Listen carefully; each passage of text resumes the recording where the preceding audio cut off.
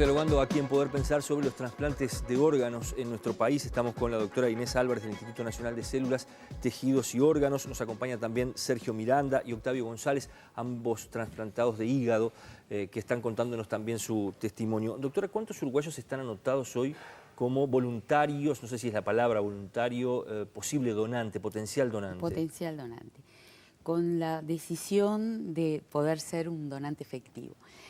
Son alrededor de 500.000 uruguayos que tienen la decisión de ser donantes cuando acaezca la muerte. ¿Es un buen porcentaje, es un mal porcentaje comparando con otros países, por ejemplo? Lo que sucede es que hay otros países, muy pocos países tienen registros como los tenemos en el Uruguay.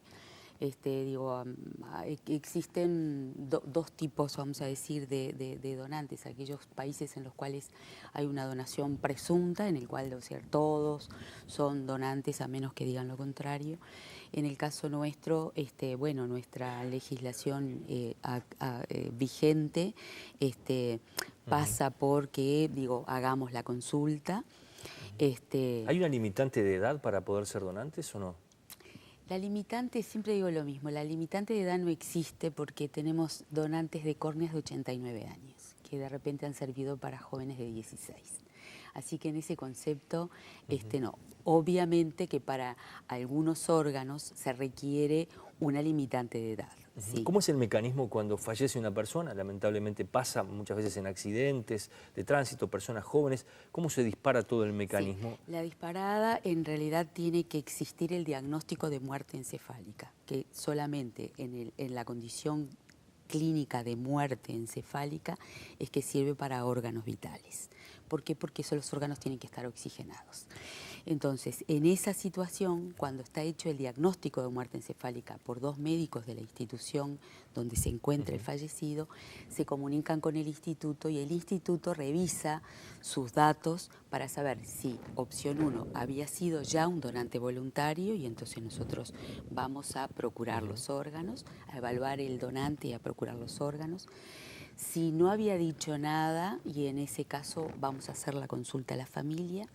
O la tercera opción, si esa muerte es una muerte inopinada y va a pericia forense, en ese caso es donante. ¿Cómo se hace ese contacto? Me quedaba pensando que usted decía, bueno, se consulta a la familia en el segundo caso. No debe ser nada fácil ir a decirle a una persona que tiene a alguien internado. No es fácil, no, una persona que tiene a alguien fallecida. Porque digo no es que está internada, está fallecida. Sí, es una situación bien crítica. Nosotros acudimos con un equipo técnico. El equipo técnico es, por un lado, el médico intensivista, que como digo yo, se coloca al lado de la cama de ese fallecido para sacar órganos vivos. Y el otro equipo técnico, que es un grupo de psicólogos que van a la contención de la familia y a explicar cuántas veces sea necesario la situación crítica del duelo. ¿Qué pasa si esa persona fallece en el interior del país, en cualquier punto del país? También nosotros nos trasladamos y allí los traslados, también debo decirlo, de que la mayoría de las veces se ejecutan con la Fuerza Aérea. Porque los tiempos son muy rápidos, no tenemos tiempos para hacerlos. Porque en el caso de un hígado, por ejemplo, según la información que estuve recabando, son 8 horas. Como máximo, como máximo. ¿Qué pasa cuando es un trasplante de corazón? ¿Con qué tiempo se manejan? Bueno, el corazón se maneja entre 3, 4 horas. El hígado como máximo, de implantes son 8, el riñón puede llegar a 12, pero digo, los tiempos son muy cortos y en el momento en el cual uno, tiene la obtención, como yo digo, de un paciente fallecido, sacar un órgano viable, asignar además prácticamente al mismo tiempo, por un lado se está haciendo la extracción del hígado en este caso y los pacientes receptores ya son llamados y ya empieza la cirugía de ablación. Y ya me das pie para preguntarle a ellos cómo fue ese momento, cuando dicen, bueno, primero, ¿en qué condiciones estaban ustedes cuando llegó el momento del trasplante? Físicamente, ¿cómo Yo estaban? físicamente no estaba tan mal. En los últimos 6 meses, digamos, antes del trasplante, me había deteriorado, ¿sí? Porque había algunas funciones que el hígado ya estaba enlentecido para cumplir o que no cumplía y bueno, entonces había existido un deterioro físico fundamentalmente, ¿no?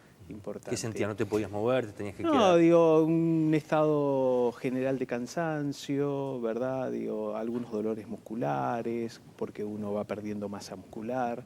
Digo, tampoco podía consumir muchas proteínas porque estaba el riesgo de la encefalopatía. Entonces, digamos, como que, digamos, hay un cambio no solamente en la función del hígado, sino también en lo que uno puede llegar a realizar o nutrirse, ¿verdad? Entonces, digo, se empieza a complicar. ¿Tú cómo estabas, Octavio, en el momento? Sí, bueno, caso un poco similar, quizá un poco más grave que él, porque tuve 3 episodios de encefalopatía grave, que me mantuvo, no sé si se llama coma hepático también, bastante mal en CTI incluso.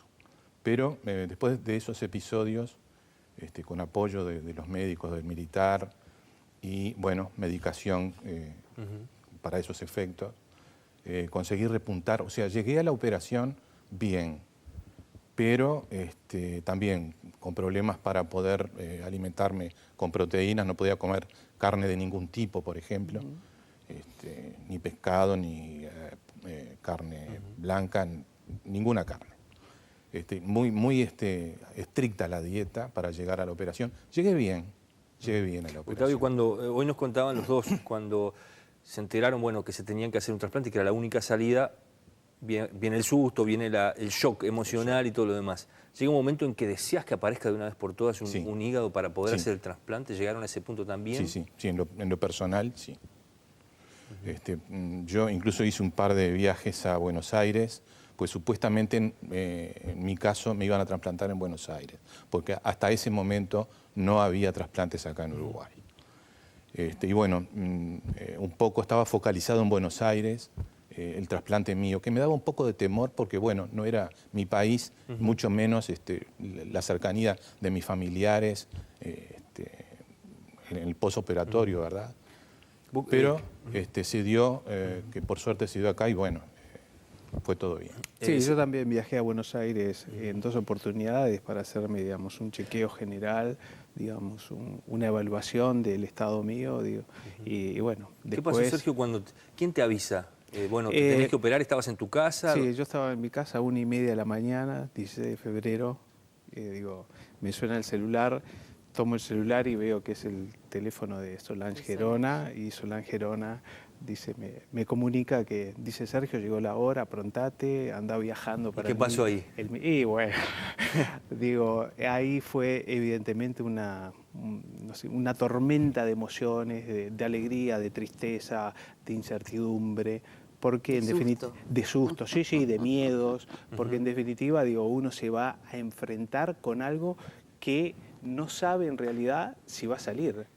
O sea, le decís hasta luego a tu familia, pero no sabes si ese hasta luego va a ser real o no.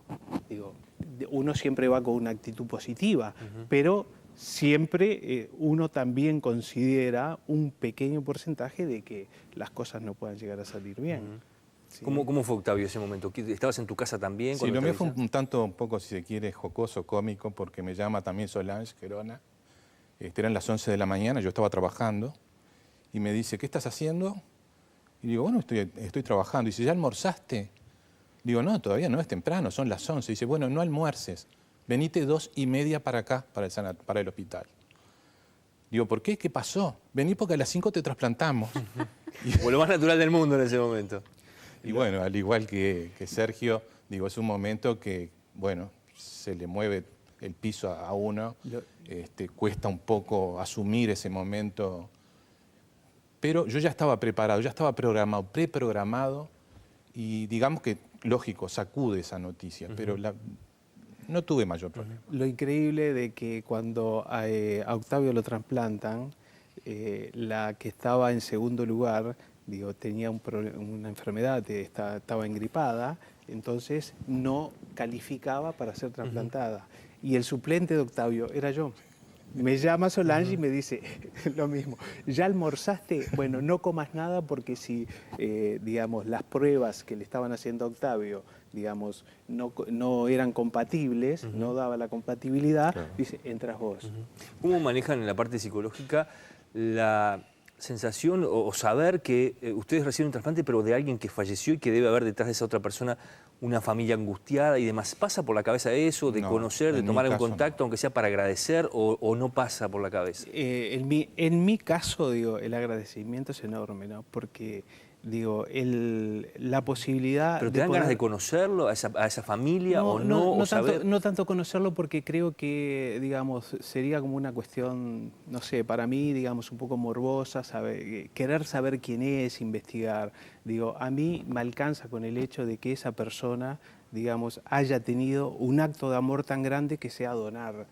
Digo, generar vida más allá de la muerte. Igual, Sergio, aunque quisieras conocerlo, no podrías. Porque ¿Cómo se maneja eso? A veces se puede llegar a dar, ¿verdad? Que por diferente... Uruguay es un país muy chico, hay mucha información, salen en los diarios, uno ve un accidente que fallece alguien de tal edad y de repente justo ese mismo día... Puedo imaginar que puede estar relacionado. Entonces puede ¿no? haber una vinculación. ¿Cómo se Digo, maneja eso esa es información? en general, digo, nos tenemos absolutamente prohibido revelar donante y receptor. Y si alguno de nosotros lo hace o un comunicador lo hace, podemos ir prestos. Así de restrictiva es nuestra ley. Y en ese sentido lo que intenta hacer es preservar el anonimato en el sentido de la seguridad de aquel individuo que recibe. Incluso en el caso de la familia que toma la decisión de hacer la donación, ¿no te ha pasado de que te hayan venido a preguntar? No, bueno, pero preguntan normalmente, obvio, pero la pregunta es genérica. ¿Está bien? ¿Se salvó? Y se sienten tan contentos. Siempre nosotros hacemos la devolución, que ese concepto es como... la otra día me lo decía la hermana de un receptor, mi hermano honró la vida y nosotros nos sentimos que así lo había hecho. ¿Por qué? Porque había podido de alguna manera, que eso sí se lo dijimos nosotros. Tu hermano pudo darle vida de repente a tal trasplante, a tal trasplante, a tal trasplante. Y eso está bueno. Estábamos viendo, Inés, algunos afiches que tú trajiste y que de alguna forma buscan incentivar justamente el tema de la donación. ¿Qué mensaje le das a la gente? ¿Por qué hay que hacerlo? Y yo digo, hay que hacerlo básicamente porque hay otro uruguayo que lo necesita. Y conceptualmente, digo, debe ser uno de los actos, como decía de Sergio, de mayor amor que puede tener el ser humano por otro ser humano. ¿Hay listas de esperas muy grandes? Hay listas de espera grandes, digo, tenemos casi 400 pacientes que están esperando un trasplante de riñón, 20 que están esperando un hígado, otro tanto que están esperando un corazón, casi 400 que están esperando una córnea. Y vuelvo a decir, de repente hay pacientes de 80 años que no le han puesto una lentilla y tiene excelentes córneas que pueden darle visión a gente joven. Así que en si ese alguien quiere sentido, acercarse a ustedes, dar ese paso, ¿dónde tiene que ir? ¿Qué tiene que hacer? Nosotros siempre digo lo mismo, nosotros estamos en el 4º piso del Hospital de Clínicas y estamos abiertos las 24 horas, los 365 días del año. Puede ir cualquiera. Cualquiera, en cualquier momento, y siempre hay gente allí del sector de registros que pueden aceptar esa voluntad. Independientemente de eso, tenemos otros lugares donde se puede hacer en identificación civil, cuando se va a sacar la libreta de conducir, en el carnet de salud del Ministerio del Ministerio de Salud Pública. O sea, hay bastantes lugares para... Sergio y Octavio, un último minuto para, no sé, alguna reflexión, lo que quieran decir con respecto a lo que les pasó y a esta experiencia que les ha tocado vivir tan fuerte. No, yo lo que quisiera sí resaltar, que es con Inés creo que lo que queremos resaltar todos, es hacer conciencia en la gente para que sea donante, ¿verdad?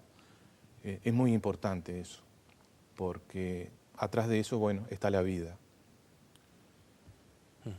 Sí, digo, yo estoy totalmente de acuerdo, digo, como te decía recién, es un acto de amor muy grande, es generar vida más allá de la muerte, digo, hay todo un concepto, digamos, que se da en ese acto que es importantísimo, digo, y bueno, además es un acto de dar sin recibir nada a cambio, o sea, porque esa persona que da no se entera, digamos, de qué es lo que pasó, ¿sí?